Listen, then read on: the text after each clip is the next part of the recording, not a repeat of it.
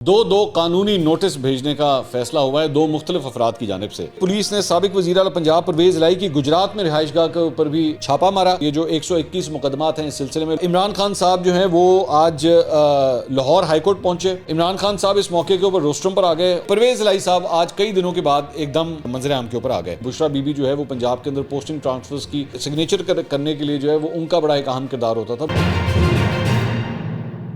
السلام علیکم ناظرین، میں ہوں منصور علی خان، اپنے ڈیجیٹل چینل کے اوپر آپ کو خوش آمدید کہوں گا۔ ناظرین، آج کا دن مذاکرات کے حوالے سے تو بڑا امپورٹنٹ سمجھا جا رہا تھا، لیکن اس کے علاوہ اور بھی کچھ کارروائیاں ہوئی ہیں۔ دو قانونی نوٹس بھیجنے کا فیصلہ ہوا ہے دو مختلف افراد کی جانب سے۔ اس کی تفصیلات بھی آپ کے ساتھ شیئر کرتے ہیں کہ آخر یہ معاملہ ہے کیا، کیوں قانونی نوٹس جو ہے وہ بھیجے جا رہے ہیں۔ لیکن اس کے ساتھ ساتھ سپریم کورٹ میں بھی آج ایک بڑے ایک اہم کیس کی کارروائی ہوئی ہے، اس کے بارے میں بھی آپ کو آگاہ کرتے ہیں، اپڈیٹس کیا ہیں اس سلسلے میں۔ لیکن سب سے پہلے ذرا معیشت کے حوالے سے دو چار خبریں آپ کے ساتھ شیئر کر لیں۔ ایک تو جو چھٹیاں ہوئی ہیں، لانگ ویکنڈ تھا، 1 مئی جو ہے وہ منڈے کو تھا، اس کی وجہ سے بھی چھٹی تھی، ہفتہ اتوار وہ بھی چھٹی تھی۔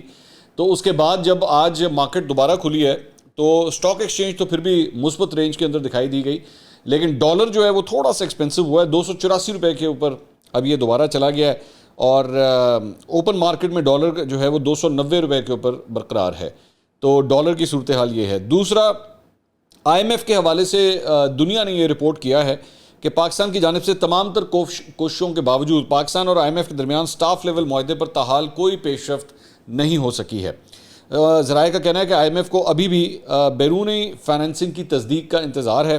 ذرائع کا کہنا ہے کہ آئی ایم ایف کو سعودی عرب اور یو اے ای کی تصدیق مل چکی ہے، تاہم اب اسے مزید بیرونی فائنینسنگ کی تصدیق کا انتظار ہے، جس میں عالمی بینک کے 2 ارب اور ایشین انفراسٹرکچر انویسٹمنٹ بینک کے 90 کروڑ ڈالر جو ہے فراہم کرنے کی توثیق شامل ہے۔ دوسری جانب پاکستانی حکام کا کہنا ہے کہ تمام پیشگی اقدامات پر عمل درآمد کے باوجود سٹاف لیول معاہدہ نہ ہونا سمجھ سے بالاتر ہے۔ تو پاکستان جو اتنی دیر سے کوششیں کر رہا ہے آئی ایم ایف کے ساتھ اپنے معاملات کو طے کرنے کی، وہ ابھی تک ریزالو نہیں ہو سکے ہیں۔ معیشت کے حوالے سے جہاں پہ بات ہو رہی ہے تو وہاں پہ ایک اور خبر بھی آپ کو دے دیں کہ ایئر بائی ایئر کمپیریزن کے لحاظ سے مہنگائی کا تناسب جو ہے اس کے فگرز سامنے آئے ہیں۔ 36.42% تک مہنگائی پہنچ گئی ہے، اور پچھلے 50 سال کا یہ ریکارڈ جو ہے یہ ٹوٹ گیا ہے۔ آپ اندازہ کیجئے کہ مہنگائی کا تناسب کہاں پہ پہنچ گیا، 36% تک جو ہے وہ مہنگائی ریکارڈ ہوئی ہے ایئر آن ایئر بیسس کے لحاظ سے۔ ایئر آن ایئر بیسس کا سے مقصد ہوتا ہے کہ آج سے 1 سال پہلے جو چیزوں کی قیمتیں تھیں اس کے اندر کتنا اضافہ ہو گیا ہے، تو وہ جو بکٹ بنتی ہے وہ تقریباً 36% کی بکٹ بنتی ہے۔ اتنی جو ہے وہ چیزیں ایکسپینسو ہو گئی ہیں۔ اب آپ اس سے اندازہ کیجئے کہ عام افراد، عام پاکستانی جو ہے وہ مہنگائی کی چکی میں کس طرح پس رہا ہے اور اس کا کیا حال ہو رہا ہے۔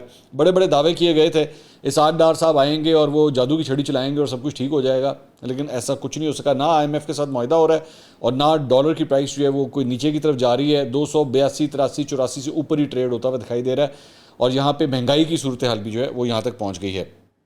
اب آ جائیں کچھ ذرا دو معاملات کے حوالے سے جو قانونی نوٹسز ہیں جو میں آپ کے ساتھ شیئر کر رہا تھا۔ ایک قانونی نوٹس بھیجنے کا فیصلہ کیا گیا جناب اسد عمر صاحب کی جانب سے۔ اسد عمر صاحب نے آج ٹویٹر کے اوپر اناؤنس کیا کہ وہ قانونی نوٹس بھیجنے جا رہے ہیں سراج الحق صاحب جو امیر جماعت اسلامی ہیں ان کو، اور اس میں انہوں نے کہا، یہ ٹویٹ کی ہے انہوں نے کہا "My lawyers have sent legal notice to Siraj ul-Haq for making a false accusation that I have wealth abroad. Either he will publicly apologize or he will be taken to court. He should also publicly declare who provided him the false information." اور اس کے بعد انہوں نے وہ جو legal notice ہے اس کا انہوں نے ایک تصویریں بھی جو ہیں وہ اس کی شیئر کی ہیں۔ تو جہاں پہ ایک جگہ پہ پاکستان تحریک انصاف اور جماعت اسلامی ذہن میں رکھیے گا آپس میں اتحادی رہ چکے ہیں 2013 سے لے کے 2018 کے درمیان، اور اب جو ہے وہ اسد عمر صاحب نے امیر جماعت اسلامی کو نوٹس بھیجا ہے۔ اور یہ جو آج کل مذاکرات ہو رہے ہیں اس کا ایکچولی جو آئیڈیا دیا تھا وہ سراج الحق صاحب نے دیا تھا، تو اسد عمر صاحب نے ان کو ایک لیگل نوٹس بھیجا ہے۔ دوسرا لیگل نوٹس جو بھیجا جا رہا ہے وہ فواد چودھری صاحب نے آج پریس کانفرنس کی، اور اپنی پریس کانفرنس میں انہوں نے اناؤنس کیا کہ جی مریم نواز صاحبہ نے اپنی سپیچ کے دوران یہ کل انہوں نے الزام لگایا تھا بشرا بی بی کے اوپر کہ جی بشرا بی بی جو ہے وہ پنجاب کے اندر پوسٹنگ ٹرانسفرز کی سگنیچر کرنے کے لیے جو ہے وہ ان کا بڑا ایک اہم کردار ہوتا تھا بشرا بی بی کا۔ تو اس سلسلے میں چونکہ یہ ایک الزام ہے، اس بنیاد کے اوپر ہم نے یہ فیصلہ کیا ہے کہ مریم نواز صاحبہ کو بھی جو ہے وہ لیگل نوٹس کرمنل پروسیڈنگز کے لیے بھیجا جائے گا۔ یہ دونوں میں بڑا فرق ہے۔ ویسے ایک عام ڈیفیمیشن کا جو نوٹس ہوتا ہے اس کے اندر آپ ایک ہرجانہ مانگتے ہیں، کہ جی مجھے اتنے کروڑ یا اتنے ارب کا جو ہے وہ ہرجانہ میں کرنا چاہتا ہوں یا چاہتی ہوں. تو یہاں پہ جو ہے کرمنل پروسیڈنگز اگر سٹارٹ ہو جائیں کسی کے خلاف تو پھر اس کے اندر آپ کو ضمانتیں بھی کروانی پڑتی ہیں, کورٹ کے چکر بھی لگانے پڑتے ہیں, اور آپ کو جو ہے وہ قید کی سزا بھی ہو سکتی ہے. تو یہ پروسیڈنگز جو ہے وہ اب بشرا بی بی نے فیصلہ کیا ہے کہ وہ مریم نواز کے خلاف اس کا آغاز کریں گی. اس کے علاوہ ایک اور خبر یہ ہے کہ عمران خان صاحب کے خلاف ملک بھر میں 121 مقدمات کی فہرست اسلام آباد ہائی کورٹ میں جمع کروا دی گئی ہے. پی ٹی آئی کی فہرست میں بتایا گیا ہے کہ وفاقی دارالحکومت میں عمران خان کے خلاف 31 مقدمات درج ہیں اور لاہور میں 30 مقدمات ہیں اور کال اپ نوٹسز بھی جاری کیے گئے ہیں. اس فہرست کے مطابق لاہور میں عمران خان کے خلاف دہشت گردی کے 12 مقدمات ہیں اور فیصل آباد میں 14 مقدمات ہیں, اور ملک بھر میں دہشت گردی کے 22 مقدمات ہیں جو عمران خان صاحب کے خلاف درج ہوئے ہیں. اس کے علاوہ عمران خان صاحب اور اسد عمر نے خود سمیت دیگر پاکستان تحریک انصاف کے رہنماؤں کے خلاف 100 سے زائد مقدمات پر اسلام آباد ہائی کورٹ سے اب رجوع کر لیا ہے. اس میں کہا گیا ہے کہ پی ٹی آئی کے متعدد کارکن تاحال غائب ہیں جن پر درج مقدمات سے متعلق تفصیلی رپورٹ طلب کی جائے. اس میں یہ بھی استدعا کی گئی ہے کہ عمران خان کے خلاف فوجداری قوانین کا غیر ضروری اور غلط استعمال غیر قانونی قرار دیا جائے. اس کے علاوہ عمران خان صاحب جو ہیں وہ آج لاہور ہائی کورٹ پہنچے اور یہ جو 121 مقدمات ہیں اس سلسلے میں لاہور ہائی کورٹ پہنچے. جسٹس علی باقر نجفی کی سربراہی میں 5 رکنی بینچ کے سامنے وہ پیش ہوئے. اس دوران عمران خان صاحب کے وکیل کا کہنا تھا کہ یہ کیسز 71 سالہ شخص پر ہیں. اب یہ ویسے انسلٹ نہیں ہے, مطلب عمران خان صاحب کو اس طرح مطلب ایک بوڑھے ہونے کا طعنہ دینا, بٹ ظاہری بات ہے ہی از 71 ایئرز اولڈ. جو پاکستان کا شہری ہے روز اتنی ضمانتیں لینا پڑتی ہیں جو ممکن نہیں. جسٹس علی باقر نجفی کا کہنا تھا کہ اگر آپ اخراج مقدمہ چاہتے ہیں تو نکات کی نشاندہی آپ کو کرنا ہوگی. عمران خان صاحب کے وکیل نے کہا کہ عمران خان پر وزیر آباد میں حملہ ہوا, ہر کیس میں پولیس مدعی بنتی ہے, یہ بدنیتی ہے. ایسا پاکستان میں کبھی نہیں ہوا, جہاں عمران خان نے مدعی بننا ہے وہاں بھی پولیس مدعی ہے. جسٹس عالیہ نیلم نے عمران خان صاحب کے وکیل کو ہدایت کی کہ آپ پہلے اپنی استدعا بنائیں. عمران خان صاحب کے وکیل نے کہا کہ ایک واقعے پر ایک سے زیادہ مقدمات بنیادی حقوق کی خلاف ورزی ہے. تمام کیسز بدنیتی پر درج ہوئے. 71 سال کی عمر میں کرمنل ریکارڈ کا آغاز نہیں ہوتا لیکن عمران خان کا ہوا ہے.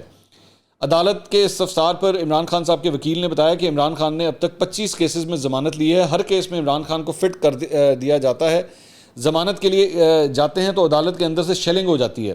جب سے نگراں حکومت آئی ہمیں سیکیورٹی نہیں ملتی, ہم جان ہتھیلی پر رکھ کر عدالت میں آتے ہیں. عدالت نے سوال کیا کہ جی کیا 5 رکنی بینچ کی سماعت کے بعد کوئی نئی ایف آئی آر درج ہوئی؟ اس پر عمران خان صاحب کے وکیل نے بتایا کہ کوئی نئی ایف آئی آر نہیں ہوئی. سرکار سے پوچھا جائے کون سی ایف آئی آر اب تک سامنے نہیں لائی گئی ہے.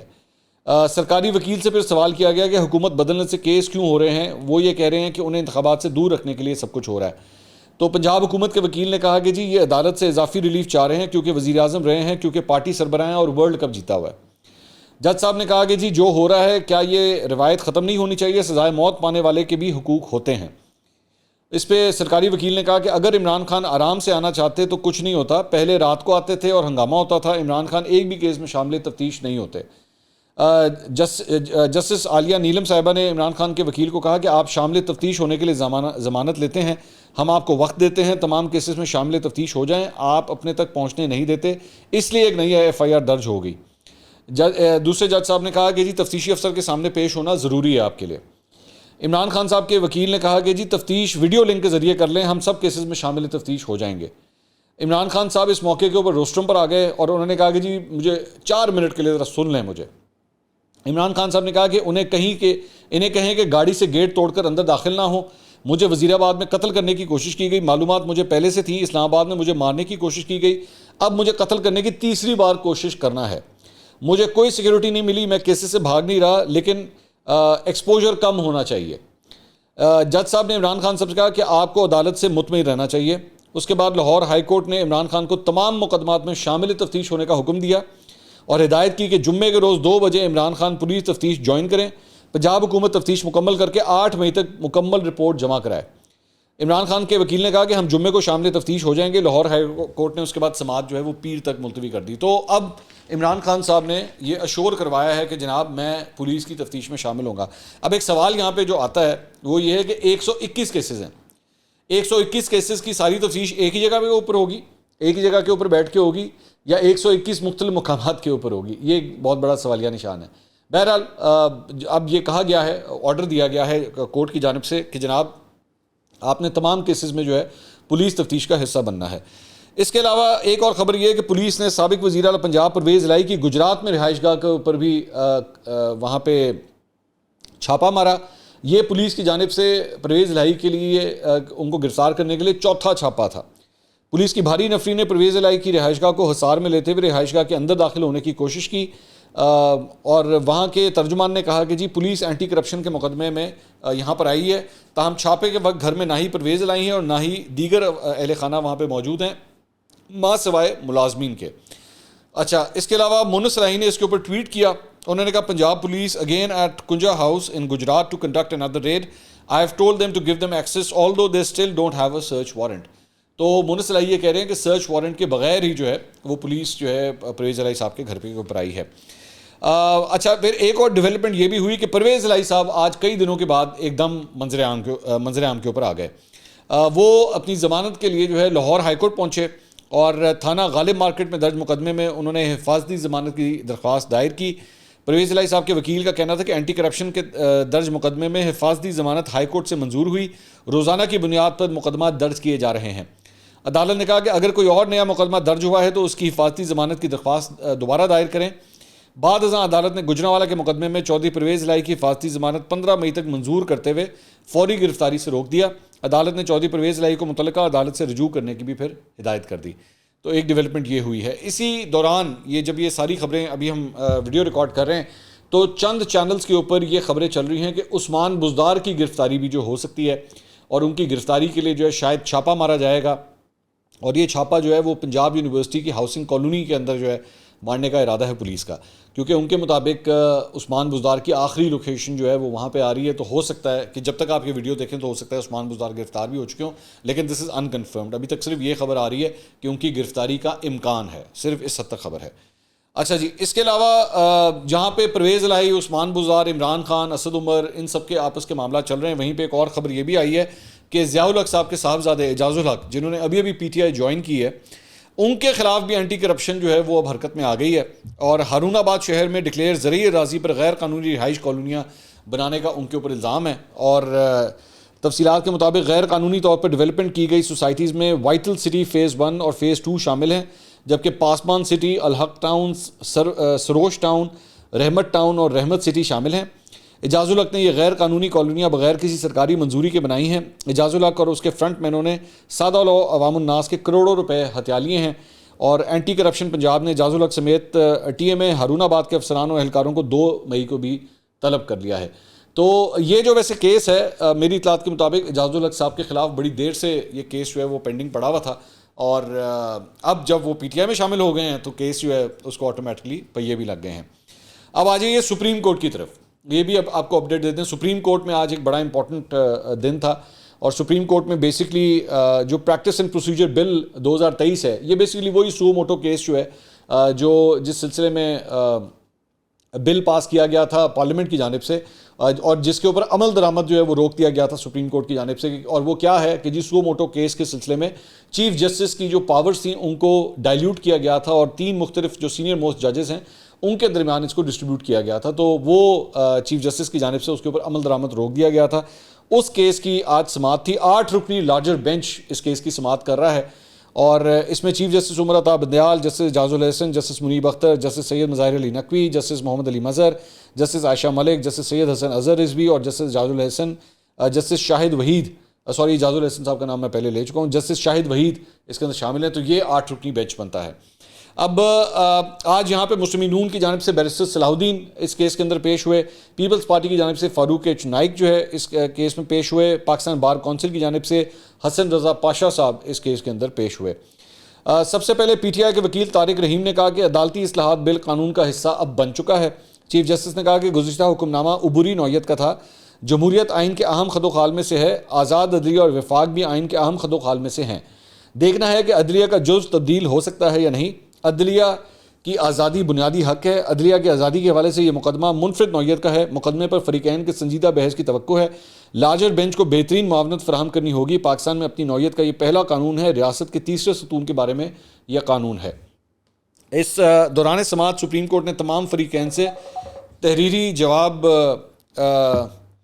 اور supreme court rules and procedures bill پر پارلیمانی کارروائی کا ریکارڈ طلب کر لیا. علاوہ ازیں قائمہ کمیٹی میں ہونے والی بحث کا ریکارڈ بھی طلب کر لیا گیا.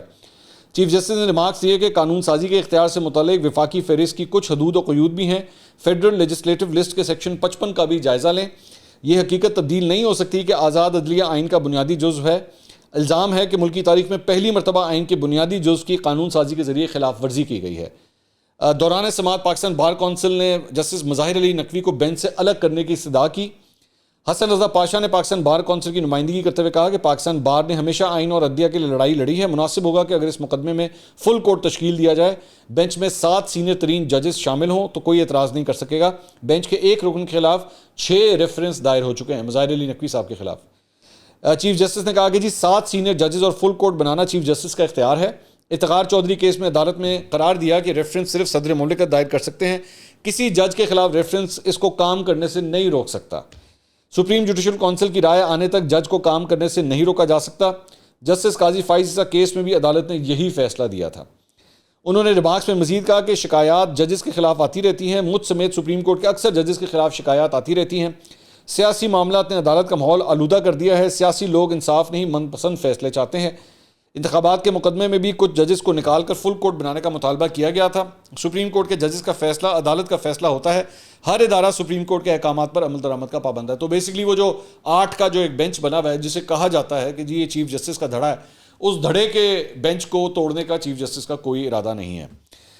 حسن رضا پاشا صاحب پاکستان بار کونسل کے جو وکیل ہیں، انہوں نے مخاطب کرتے ہوئے چیف جسٹس عمر عطا بندیال سے نے ریمارکس دیے کہ پاشا صاحب آپ نفیس آدمی، اپنے ارد گرد سے معلوم کرائیں آپ کے لوگ کس کو فل کورٹ کہتے ہیں. حسن رضا پاشا نے کہا کہ جی وکلا کے تحفظات سے عدالت کو آگاہ کیا ہے. تاہم چیف جسٹس نے فل کورٹ تشکیل دینے کی استدعا فی الوقت مسترد کرتے ہوئے ریمارکس دیے کہ سپریم کورٹ بار نے ادارے کا تحفظ کرنا ہے، ججز نے آنا ہے اور چلے جانا ہے. چیف جسٹس نے اٹارنی جنرل کی جانب سے حکم امتناع واپس لینے کی استدعا بھی مسترد کرتے ہوئے ریمارکس دیے کہ پہلے سمجھا تو دیکھیں گے قانون کیا ہے اور کیوں بنا. اٹارنی جنرل نے کہا کہ عدالت بینچ بڑھانے پر غور کرے. اس پر چیف جسٹس نے ریمارکس دیے کہ بینچ کی تعداد کم بھی کی جا سکتی ہے. اور اس کے بعد مزید سماعت جو ہے وہ 8 مئی تک ملتوی کر دی گئی. اچھا جی، اس کے علاوہ ایک اور ڈیولپمنٹ یہ ہوئی ہے جو خبر رپورٹ ہوئی کہ جی chief justice of Pakistan Umar Ata Bandial کی جانب سے سپریم کورٹ کے ججز کے اعزاز میں ایک عشائیے کا اہتمام کیا گیا. چیف جسٹس کی جانب سے عطیے میں البتہ عشائیے میں جسٹس قاضی فائز عیسیٰ نے شرکت نہیں کی. باقی سارے ججز وہاں پہ آئے ہوئے تھے، بلایا سب کو گیا تھا، لیکن جسٹس قاضی فائز عیسیٰ اس میں شامل نہیں ہوئے. 15 میں سے 14 ججز نے جو ہے اس ڈنر کو اٹینڈ کیا. اور یہ بھی بتایا جاتا ہے کہ بیسکلی جو اختلافات ہیں ان کو ختم کرنے کے لیے چیف جسٹس کی جانب سے یہ عشائیہ دیا گیا تھا، لیکن اس میں جسٹس قاضی فائز عیسیٰ شامل نہیں ہوئے. اور جہاں پہ یہ جسٹس قاضی فائز عیسیٰ یہاں پہ شامل نہیں ہوئے، وہاں پہ عوامی نیشنل پارٹی کی جانب سے جو ایک آل پارٹیز کانفرنس بلائی گئی ہے کل اسلام آباد کے اندر یہ ہونی ہے، تو اس کے اندر پاکستان تحریک انصاف نے اب شرکت نہ کرنے کی تصدیق کر دی. انہوں نے کہا جی ہم شرکت نہیں کریں گے. انہوں نے کہا ANP جو ہے وہ گورنمنٹ کا حصہ ہے اور گورنمنٹ کا چونکہ ہم تو رجسٹ ہی اس کے خلاف کر رہے ہیں، تو اس لیے ہم ANP کی بلائی ہوئی کسی بھی آل پارٹیز کانفرنس کا حصہ نہیں بنیں گے. ایک اور ڈیولپمنٹ جو آج بہت امپورٹنٹ ہونے جا رہی ہے وہ یہ ہے کہ جو مذاکراتی عمل ہے اس کا کہا جا رہا ہے کہ فائنل راؤنڈ آج ہوگا اور حکومت اور پاکستان تحریک انصاف کے وفود جو ہیں وہ آپس میں اکٹھے بیٹھیں گے اور کوشش کریں گے کہ کوئی حل نکل آئے. اس سلسلے میں آنے والی ویڈیو میں انشاءاللہ آپ کو اپڈیٹ کریں گے. اللہ حافظ.